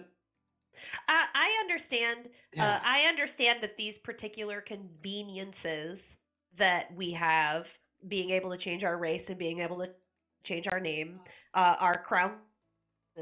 And I understand that. However, when they make large changes to skill line, they either refund skill points or they make skill respecs like crazy cheap. 1 gold. Yeah, so that you have a chance to play with the changes and have it and make an informed opinion, and you're not out a whole bunch of gold. And they really, with the changes that they're making to the races, they need to do something similar with the race and name change token. Didn't they do this one other time and adjusted the races significantly? Yes. No. Well, they did, because I think I do remember the Imperials having some sort of magic. And then the Argonians got a big bump, and everybody wants to become Argonian 100K. users. Yeah, I think maybe just gonna get it. Maybe a couple years ago they did a good pass through the racials. Yeah, they've done a couple of tweaks, but I don't think they've fundamentally, for people who wanted flame damage. I don't think many of these really fundamentally changed them. These are bigger changes, and I think they're gonna have a wider ranging impact on builds. Not only 1, but possibly 2 or 3. Base 4 free at least. Veteran users. Yeah. And so not every veteran user has multiple characters though either. So yeah, I've been here since beta, and I have a total of 4 characters. Yeah. I have 1 I care about. And I don't even play 3 of them. I play 2 of them hardcore, and the other ones are just kind of bank tunes sitting at 50. Yeah, so a couple more, 1 or 2 more maybe in the giveaway, and then some reasonable way to get more if you really want them. Yeah. Inklings, how many tunes do you have? Login rewards, I like. Yeah. Doesn't he have 15 on 3 different accounts or some? Yeah, he's got that's something great. Eflux says he has 15, 16 after the new chapter. Yeah. Also, if you guys are just joining, there is a raffle going on! ! Raffle to join the giveaway. It is a Summerset game code. 34. God. 34 max level characters. That's what I'm talking about right there. That's a lot of. That's a lot to consider. Yeah, that is a lot. But you've got so many that you can just them around, here on this chat and be like that. What about faction change tokens? No, he said that is not happening. I don't think that's ever going to happen. Alliance change tokens, class tokens are not coming. Said that specifically. That's something they're not interested in pursuing, were his exact words. And that makes sense. That would be fun. Everybody, if you're not playing Dagger, that's your own fault. You need to reroll. Yeah. I'm not rerolling a level 50. I just leveled the last one 1 to 50 in 36 minutes. Doesn't I'm really lucky matter I after don't one have time 100 by until we now. go to Cyrodiil and we start killing Jason over and Holy over. 'cause he's crap. only He long time. 36 minutes? How did you do that? Well, he's got, wait. Okay, so stacking potions and then Yeah. training gear. Was it mid-year mayhem? Did you do it during mid-year or was that during Christmas? Had to have been the Christmas. You can level so fast, why not just reroll instead of buying tokens? That's a good point, Impy. Because, well, there's then you more got, than there's just more levels. than just levels. You got sky shards. You've got achievements. You've got skill lines. These Mount stupid training. things. Not racial. Chris- Like Fighters Guild and Dark Brotherhood. Those are pains in the mother effing ass. And yes, mount training. Alliance change tokens would be very welcome. Can't make my Sam DK into PvP because he's a dirty red. That's right. DC for life. Power leveling and chaining 1 to 50 in 3 minutes, and then turn in 148 and chaining master writs with all XP. Wow. Oh, you're not going to your places. Okay. Wow. That is just, I would never have thought of that. Say that. And this battleground is broken. Look at that. So let me ask: is there anything that you guys saw in the race changes, or anything that you saw that made you go, you know what? I've never played that race, and after this, I really want to go roll a tune with this particular race for this kind of build. I have a Khajiit that I haven't played since it was the first character I rolled, and it was really kind of retarded and hard to play a Nightblade as a Khajiit back at the beginning of the game. So I kind of shelved her and haven't really played her. I got her up to like Vet 2 and then stopped playing it. And I'm actually interested in potentially checking this out with as a Magblade on the Khajiit. I think that looks kind of like an interesting challenge. That's I what might I actually level my Khajiit now. Yeah, Mage Khajiit. I love was my actually Khajiit. what I Look was at her. thinking. She looks ridiculous. Where really it wasn't appealing. Somebody in chat needs great know if any Magicka gameplay. Thank you so much, Ninja Monkey 0169 for the host. Let me give you a shout out. If you guys don't know Ninja Monkey, give him a follow. He doesn't get a blah blah blah blah. Only follows get the blah blah blah blah blah. Oops. Drink. Everyone from Ninja Stream, I am doing a Summerset game code giveaway exclamation point raffle to join that. Right now we are discussing the race changes and how they affect everything, and we're doing that fun stuff. Shout out to More him. tokens. Excuse me. And Lefty's Rocks also Oh, look, Eflux did it. Bam. Thanks, Eflux. Thinking about making a Nord. I'm gonna run to the restroom real quick, you guys. Just Okay. talking amongst yourselves about. I'm gonna get Katie to re-roll her main tune to our.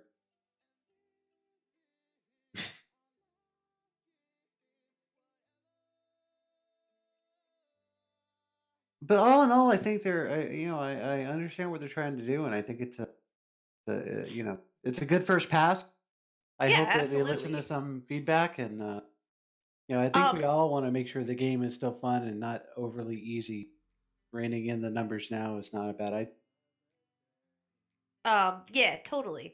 I have to say too that I really, really appreciated the way Gilliam laid it all out, explained what the problems were, what their goals were, explained what is the skill now and what are we proposing it's going to be, and then added their lore appropriate reasons for the changes that they're making. I think that the way he laid this out gives us a really clear look into what the developers have in mind for the balance of the game overall and the direction of it overall. And it's an incredible post. Yeah, I think that That's a really good point, and I was very pleased to read those pieces, even if I don't disagree with everything 100%. Totally. Yeah, I still think it was a great way to deliver the message. Yeah, I agree with Inklings on that too. Like I think this is the type of communication that the people in the community who are always talking about how there isn't enough communication, this is what we're looking for. And this is what we want to see, whether or not we could agree 100%. With this kind of feedback from the developers, we can present reasoned, well put together and constructive feedback to give back to this sort of thing. And that just allows for a much better feedback loop. Yeah, I agree. So let me ask you guys another question. This was Dexter, something you are now said in- shimmering. Way to cover. No problem, no problem. So this was said in the Rich said this in the ESO, and I was waiting to hear this because I thought it was going to be coming. Champion point cap will not be increasing for the foreseeable future. Okay, that's good. I think that is good. I think that the power creep is very real, and while they're, trying to get a handle on other things like the race changes here too, and if you take that back to their stated goal for the year overarching is to improve the performance of the game, I'll keep hammering in on this. Most of those CP skills are percent based, which is, again, a big strain on the server to figure out all of those calculations all of the time. So not increasing them while they're working on other things to hopefully of the game, and then maybe they can take a look at how CP is working and what they want to do with that later in the year. I think that's a wise decision. Yeah, I think this is the beginning of the end for champion points. I think the entire system may go away. For people I'm agreeing with Inkling says here 100% that love that CP is being stunted. It's the main reason the balance has been so bad. I 100% agree with that. I just wanted to get that out there. Sorry, and I didn't mean to interrupt you. I just wanted to say Betty Badass, Mallow 2018, and Debster 556. Thank you so much for the follows. Welcome. You are now shimmering. Okay, go ahead. I took care of Deb earlier. Sorry, Steve, go. I couldn't keep up with everybody. But yeah, maybe changing the CPs to flats rather than percentage based as well would be a way to help to keep CPs around while also improving the performance of the game. Well, when we were looking at the veteran rank, the veteran system, and then looking at transitioning to an alternate advancement system for gaining power after level 50 in the champion, I was a fan, and I thought it was a good way. But a lot of people brought up at that time that it was not going to be sustainable long term because of the power. I personally would like to see them blend that in, and I would like to see another form of maybe alternate advancement and things that might not have so much dramatic effect on character power. Mm-hmm.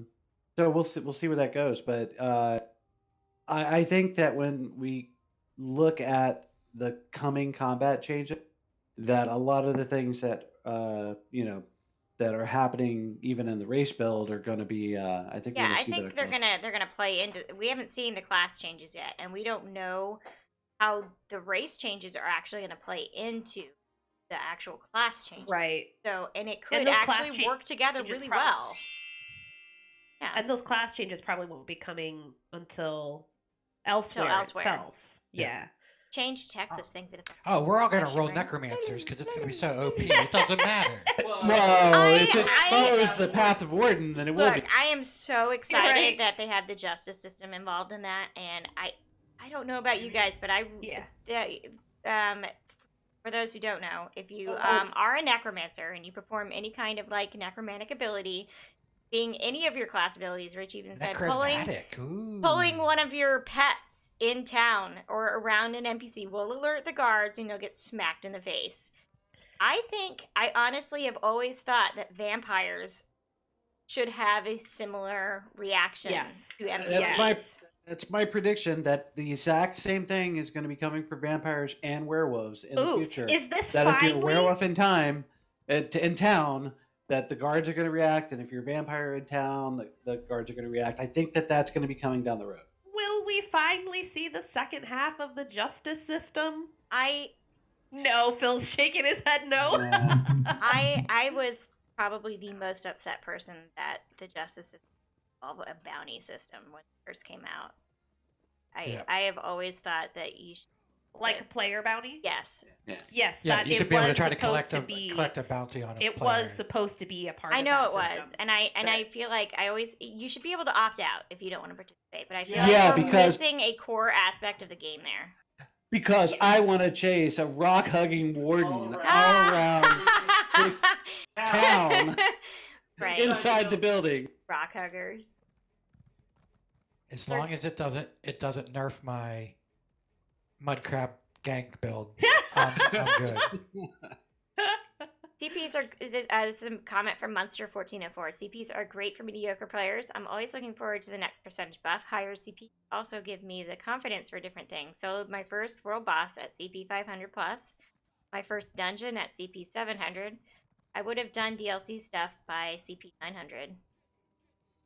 What was You can do Marina CP tuned stuff. for? You can do CP. I mean, Maelstrom Marina was dungeon stuff without CP 900. yeah. Did he say solo though? Solo my first world boss at CP 500. My first dungeon. I okay. think he meant he soloed his. So it. Yeah. Okay. So, Never mind. So yeah, it does help. I think Maelstrom Marina was. You just have to make friends. Veteran Maelstrom Marina was tuned for about 200 CP. Maybe Inklings or Eflex can remember that, or one of you guys. What did I have to get? I had to finish it. I had to be like 500 to finish it. I'm not even close. Yeah, if they get rid of CP altogether, wouldn't they have to raise gear cap to have some sort of progression for the game? I mean, unless there is a as of yet not thought about progression system, I can't think of what they would do. Redlining in game. Mastermind. Aside from that. Well, remember Master Merge. when new areas came out. Only there was a guy that could had fix higher that. level or higher tier materials. It was very interesting to go and craft all this stuff. I'm okay with pursuing gear. I don't know that they need to do it every year, but I do miss. I mean, look at the market. You guys run a massive trade guild. Look at the market. The market's flooded with the current materials. Do you remember how it used to be when, the newest metal in wood, whatever, was much more rare. It took a lot more units to make. Yeah. Well, it still takes a lot. I think it still takes the same amount of units to make a CP 160. Yeah, but nobody's making gear anymore. Yeah. Right. Yeah. Well, and that particular. I mean, originally when those materials were released, they were released with Orsinium, and that was the only place you could loot them. And now, you can loot them anywhere. So. Yeah, I would like to see occasional rage level personally. People just that they're like, oh no, never ever raise it again. Now, hold on. So there's the middle didn't finish ground your there, sentence. right? Like let's make crafting. If you put in the points to be a crafter, let's make that a reward, and you're able to increase the level of your gear, like Lieutenant Ascot is talking there, on your own, like, or maybe you can help somebody do it there. So like you put in, Yeah, like they added jewelry crafting to be able to, you could upgrade jewelry that you couldn't before and stuff like that. You could, with a lot of work, you can upgrade your 160 gear to whatever the next level cap is. Yeah, absolutely. I'm fine. But after some of these other games that are such a pain in the ass to gear grind, I'm really burnt out on it. I like diversity more than the treadmill effect in games, and like and a lot of times increasing the level cap for gear is a big turnoff for me.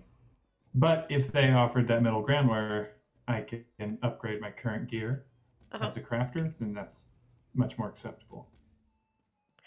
I mean, there's going to be people who are not crafters and they don't care to craft, and they're fine with like I'm, fine with going out and grinding out that gear, and that can do that.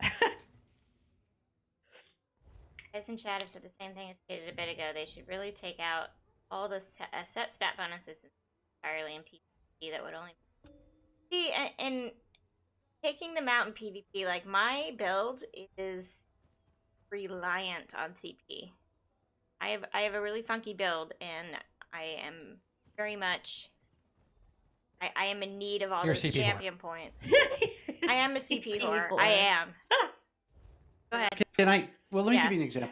If you're playing a character that all of your stam regen or magicka regen come from the sets of armor you're wearing, and then all your extra DPS come from what you put into the champion.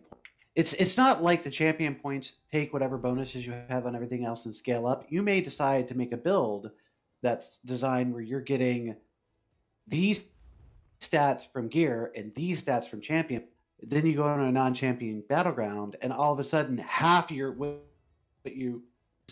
not like everything gets reduced by a certain amount. It's like half of your build is missing. That's the problem with non-champion and champion battleground. If champions points don't just a little. Let me look at Discord. Something funny's happening. Just flip back and forth between champion. Yeah, add it to improvement in crafting using the same materials as crafting to increase like 10 levels at a time. Yeah, totally. Or a new resource too. Yeah. That way we go with the new resources. And you remember like when the top tier resource for 160 gear came out, everybody was like, "Are you crazy? It takes this much to make it." Now the market's. There needs to be a better way to take that stuff out of the market to reduce materials. It's just make farming great again. Yeah. I have mixed feelings personally about the whole gear grind thing. It's something I do enjoy doing. I don't know why. It's always something about, when an expansion comes out, trying to make your character more powerful. And I feel like the game is lacking that when expansions come out. What really motivates me to do it besides just story? Because there's no making your character more powerful. There's no actual progression to your character if they're not adding any. I don't know. I've mixed. Yeah, you get to take your old character to a new area, but that's. Yeah, that's pretty much it. Yeah. Just story. Experience. It's just story. Yeah. Yep. Don't mind the gear in my non-ESO life means a horror show. In my inventory, I carry. How many sets do I carry? Cat parody. That's all. I have. I think 7 different sets. Pink phone case. What? What happened? I bought it. Ah, did you really? Is it one of the new ones? Cat parody. I opened it. Nice. That's awesome. It's awesome. Pictures, or it didn't happen. I did just open Where can one buy these? I just got a new pink store. phone cases. Oh wait, I don't have the new one up there. Hold on.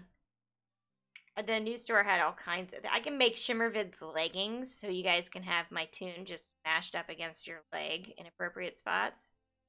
Yeah, that sounds bad. That does sound bad. I can You can have a do pot on your socks head. too, and I was thinking about making some FU Fin socks, guys. I would wear FU Fin socks. I'm making some FU Fins. They so could stay be my tuned for bowling that. socks. That is coming out. I don't like guys. There is, if you guys are fans of the differently geared and the standing and stupid, there is plenty of options for that there.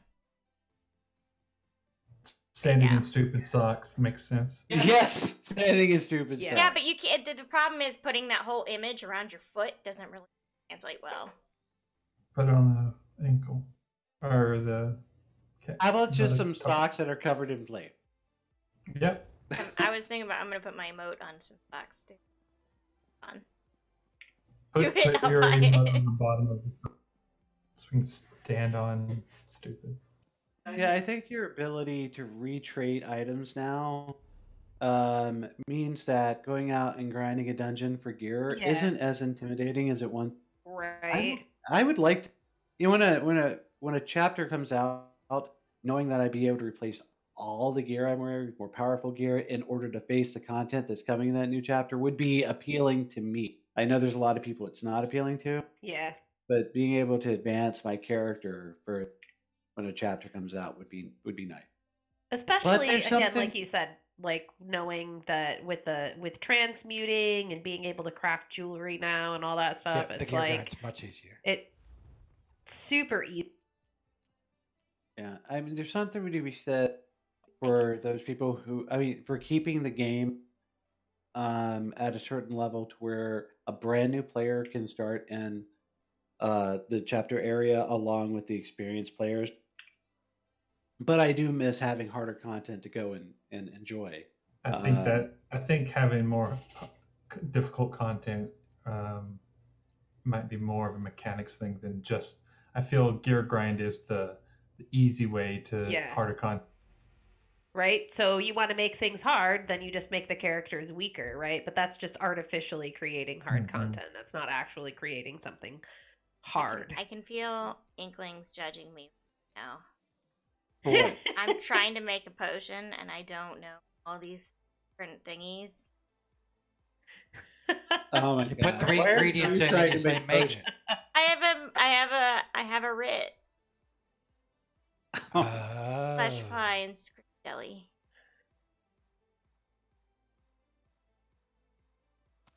So, what are you guys most excited for this year? As far as we've got a lot of changes coming to combat, we've got a lot of changes, race changes. We've got a cool chapter coming. Necromancer. I Guild do quality of love- life. Yeah, the guild enhancements? quality yeah. of life enhancers that are coming What are now? really good. Do they have a new auction bot? So you don't have to run the No, auction yourself? They don't have an auction bot. Maybe next time. So that's not going to help me at all. But adding a searchable UI is massive. Yeah. It's a massive help. And I know, like, we PC players, we have the add-ons that can help us with that, and that's all fun and great. I'm always thinking about how shitty it must be to run a guild like On the a guild console? I run on console. Oh my god, it must where be you a have no add-ons nightmare. to help you, and you're like, how am I supposed to track what we're selling? Oh my god. How am I Nightmare. supposed to, like, you literally have to pen and pencil, like, and that is why I would say I think that trade guilds on the console do a dues system, like you pay your 10,000 gold per week, and that's that, and there's no like raffles or whatever. Just too hard to make. Because that is the only way they have to really check that. But I think that there's a lot of pain in the community with the trading system, the economy system that is in ESO, and it's due to, I think, most of the pain is due to the clunky UI. That's horrible. And those changes are huge. Freebander, no, you will not. There will not be any class change tokens or options available in the game. If you want to make a Necromancer, you will have to level it from the beginning. So what do you think a Stam Necromancer is going to look like? Oh my god. And I did see, I have a theory about the Resurrect. If you guys saw on, let me see if I can pull it up. Pull it up. On the, we got to take a look at some of the skill lines, sort of. And it looks like the Resurrect is a mass res. I think it's going to be a combat mass res. That's so cool. Because Well, there's it's more also than one ultimate. body in it. Really use that It's gonna be like the dungeon. Ice Lord and It Game would of be good for Thrones. trials. Yes, it's gonna be like the Night King. to bring up everybody. That is something this game really doesn't have as an instant combat res. You got pretty close to that. Well, it Close. could be a res or it could be a raise. Wow, that would make our dungeons adventures Oh, go can so you much make? Oh, yeah, it could be, but it says resurrect. I think it says resurrect. Hold on. It does say resurrection, but I mean, is it true resurrection or is it just bringing back your friends as undead for a limited time? Awesome. That would be pretty cool. Hold on.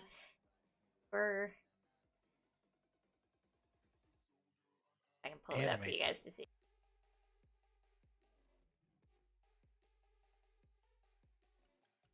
Yeah.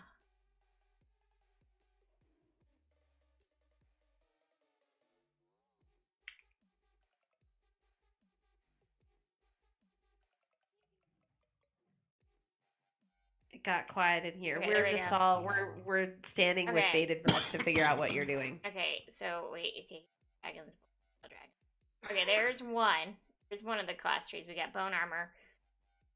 And So do you think Is that one of the screens? this is the DPS skills. Or not DPS. This looks like this is a tank skill line for Necromancer. I like the bone fetish. That looks good. yeah, you do, Don. Yeah, you do. But let me get over to the. That's what she said. It won't raise you and the enemy separate. This is what you'll turn into. This is your tank ultimate. Oh, Yeah, it Son of is. a bitch. Hold on. That is the ultimate. That's You what you become- turn into. Blah, blah, blah. Okay, here. I think this is a DPS line. Looks like you're going to get a skeletal mage and a bomber. Basically, you raise it up and it kamikazes in to explode. okay. Dragon breath. Skeleton bomb. This looks like it's going to be pretty. So in PvP, you could raise not only your ally, but also the enemy. Yes. Yes. Reserve your Night King name now. Yes. A lot of people, in fact, it's really funny on this video, a lot of people were commenting that they had reserved names for their Necromancer back when the game launched. Nice. That's awesome. Get to the one on this one, Resurrect. Look at that. And it looks like it is supposed to be, I guess, an ultimate, but there's more than one body here. I don't know what to think of this. That's a healing skill line. It is a healing skill line, which leads me to think it is going to be a mass instant res, but That's so it, cool. It looks like a mass res. it looks like a mass res to me. What did the boss say when you asked for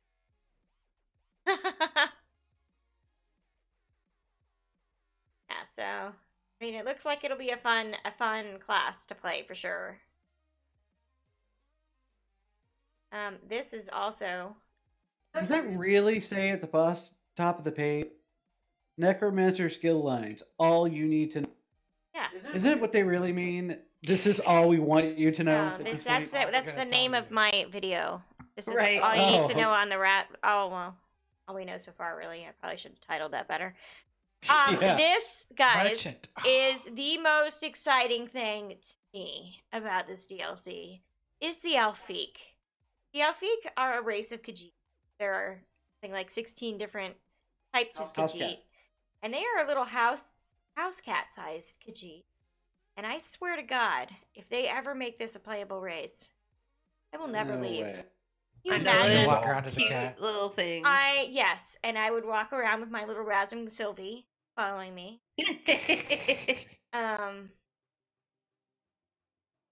Horrible thing you've ever seen, right? So, what, your banker and your merchant will now be a cat? No, these are just concepts for what an NPC would look like. Merchants, bankers. I'm thinking they're probably going to put out an assistant that looks like this. You could- Yeah, so And you could buy your banker cat. You as an wouldn't be assistant. Yeah. able to take my money fast enough for that. That's all I'm going to say. And I would never put it away. It would be following me all the time in the dungeon. You can put hats So on that's your different than- cats. You're That's gonna have different from any NPCs. other pet. How? Yeah, you're gonna have NPCs that you have to interact with that talk to you that are actually. Yeah, these little guys are going to talk. There were several. I still want my my Hold Khajiit on, let me show you the house evidence. cat in a turban. Show you the other. There's some more pictures. This one. Little dude is smoking a pipe. Waiting. Look at him. In his little...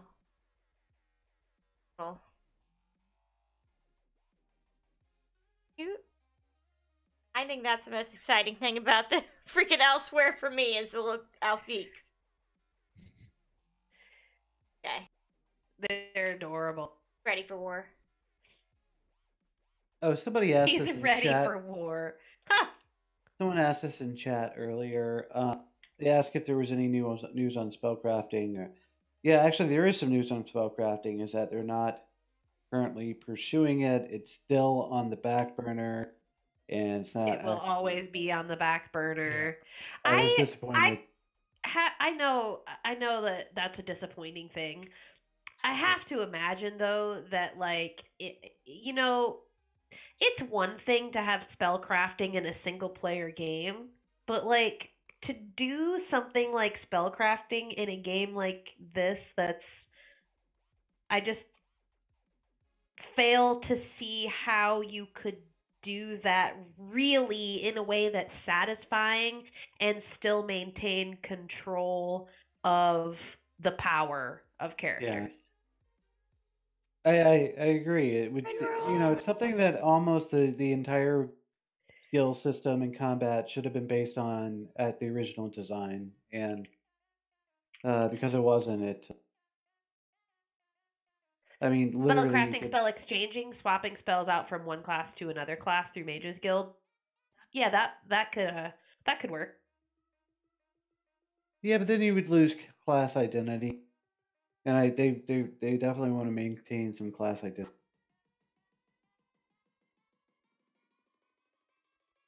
John, this. But not spellcrafting, spell exchanging. Swap spells out from one class to another class through the Mage's Guild. Oh. That would be interesting.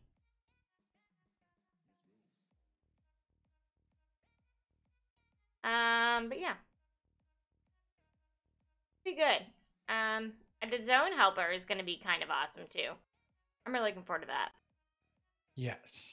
Yes, I am looking at that a lot. That's good for noobs and vets alike, in my opinion. Yeah. That's something I think I'm a completionist and I feel like that'll help me. Or damn me. I'll be stuck in a zone for like ever.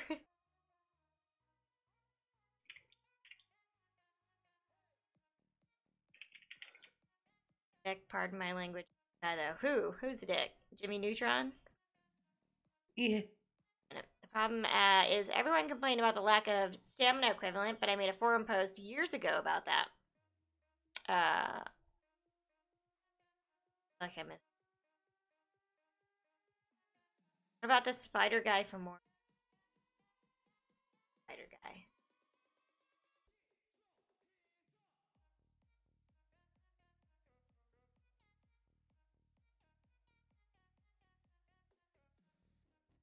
Gonna hit on anything else? Unfortunately, I think we have to go raffle. Yeah. Yeah. Thank you guys for joining us. That was much appreciated. Yeah. Yeah, super fun. And guys, probably do this again when the when the class changes out, so we can talk about that and all kinds of stuff. But okay. Yeah. Probably gonna end here too. All right. Guys, if you're still watching, make sure you type !raffle. I'm doing it for a Summerset game code, and I'm going to pick that here in a minute. So make sure you type that. The winner here in a minute. I just want to see if I get anyone else to do that. Betty Badass. And I'm going to be live this week as well. Tomorrow's up in the air. It'll depend on if the servers break. If it goes on to test center without a hitch or not. But I plan on doing some streaming this week on test center to take a look at everything. So on PTS. Yeah, on PTS. Sounds fun. It's fun. Okay. Talk to y'all later. Oh, bye, Sylvie and Phil. Thanks for coming. Take care, guys. Bye. See ya. All right, guys. Let me pick our winner here. Ba-ba-ba-ba-ba. Does anyone in chat have any questions or anything before I... Moher2G, thank you for the follow. Welcome, you are now shimmering. I don't have, My jewelry, I don't, for jewelry crafting, I don't even upgrade that because I feel like it's waste. So much. It is so much for actually crafting your own gold jewelry. I know they changed the amount. It's still a lot. Have you tried jewelry crafting it or getting the stuff for it? It's miserable. Oh my goodness. Yes, but I will be live probably to about noon tomorrow to check out the public test center. If you'd like to join me, I will be doing that, and then it'll be Eastern time. Let me go ahead and pick our winner. Thanks for coming to hang out. And the winner of the Summerset game code is Chris Mack. Where's my pom-pom? Every time. Fail. Miss Riss Mack, you have won the Summerset giveaway. Congratulations! Would you like that code for PC or Xbox or PlayStation?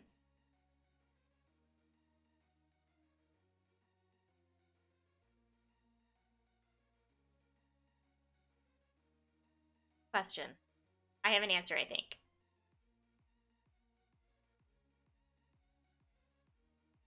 Walt's wife got Emperor. Can I trade it for a torchbug? It depends on what platform you're on. What platform are you on? I'm out of PC torchbugs. That's why it wasn't a torchbug giveaway. I'm waiting on those. Yeah, I'm out of those. I'm sorry. I'm waiting on Gina to send me some new codes. So unfortunately, I don't have any of those to give out right now. I have those on console, but not on PC. Yeah. Did you want the Summerset code? I could give you a torch bag. Those are really popular. They're the like most popular-ish things ever. Love them. We're gonna get some red ones soon, as well. If you haven't seen the red ones, the ones flying around Murkmire, they're great.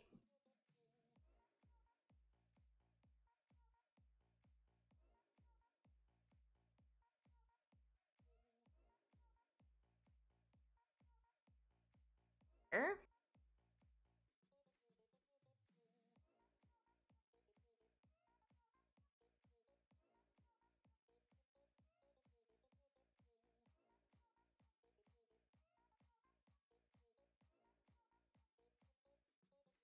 Hey, sending you over your code.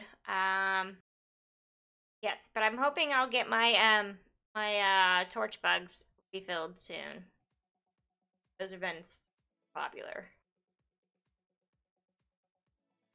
Yeah, unfortunately, the only thing I'm doing for the giveaway today is the Summerset code. If you don't want it, I will pick another winner though. I'm sorry.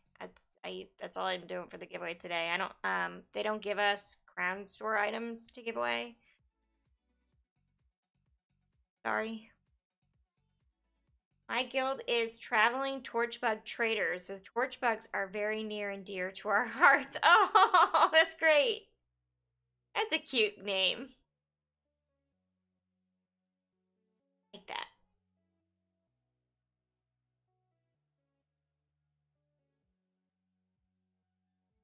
Okay, so you have Summerset already. Oh, let me pick another winner. Means of reproduction. Holy moly. What a name. Congratulations, are you there? They are so cute. We're getting some red ones soon. Or that was the rumor. They told us that a while ago. Hopefully that's still true.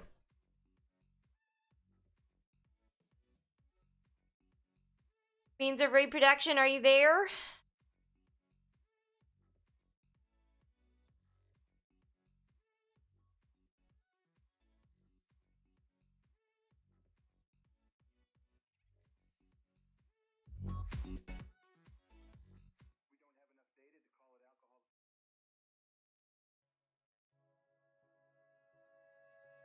That person's there.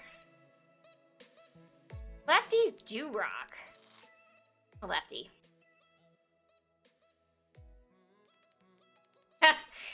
Gina! Right. Exclamation point Gina. I should make an exclamation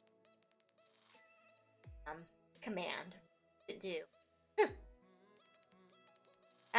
have Summerset too. Seriously, guys. There are no. There are no torch bugs for PC. I can't pick one up. Oh. Alright, let me pick another one. I wish. Lieutenant Ascot, are you there, sir? Or madam. I'm sorry, that was rude of me to... That was rude of me to assume. Lieutenant Ascot, you have won the Summerset code. You guys can give this to a friend, too. Whoa! He flex. You play season another account to make more too. Lieutenant Ascot, you have won the Summerset game code. Would you like that on PC or Xbox or PlayStation? Yes, you won. You won.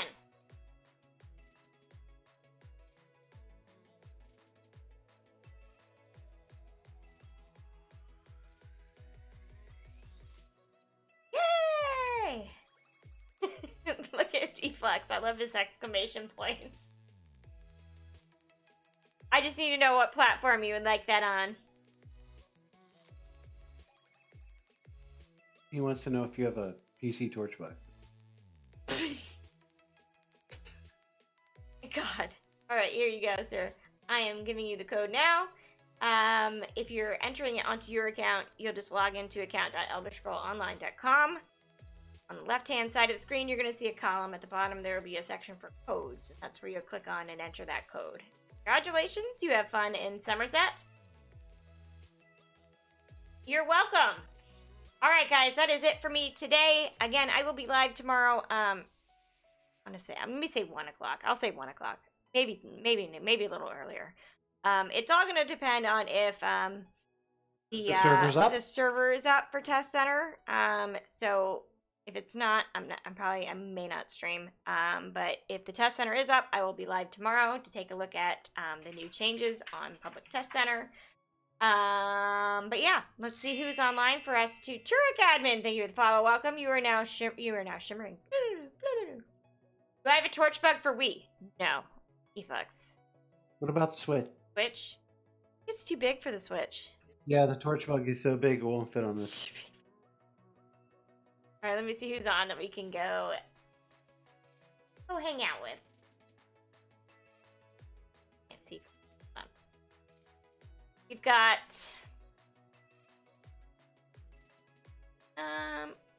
Lady Ace is on. Let's go see what she's doing. If you guys don't know Lady Ace, she is also part of the ESS stream team and a super nice lady. But let's go see what she's doing. She's online. It's showing me online people that are not online though. Hold on, let me double check. No, she's off. No, she's offline.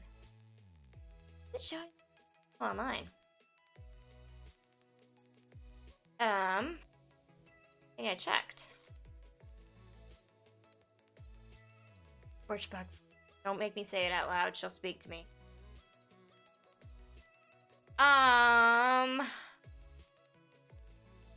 Did I see anyone online? Hold on. Inklings. No, he's... No, it's showing me a list of people that are online that are actually not online. Is Stardancer on? Yeah, it's showing me Lady Ace is online. But she's not. If you go to her channel, she's hosting else. Alright, so we're gonna go... Let's go see what Stardancer's up to. Looks like she's doing a dungeon. Got pink hair, so she's awesome. So, if you guys are a sub, make sure you have your burn it emote ready to execute upon raid.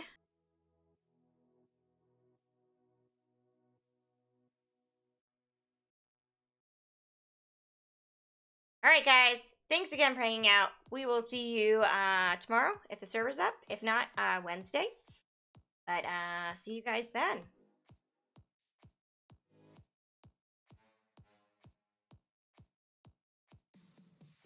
Later coming.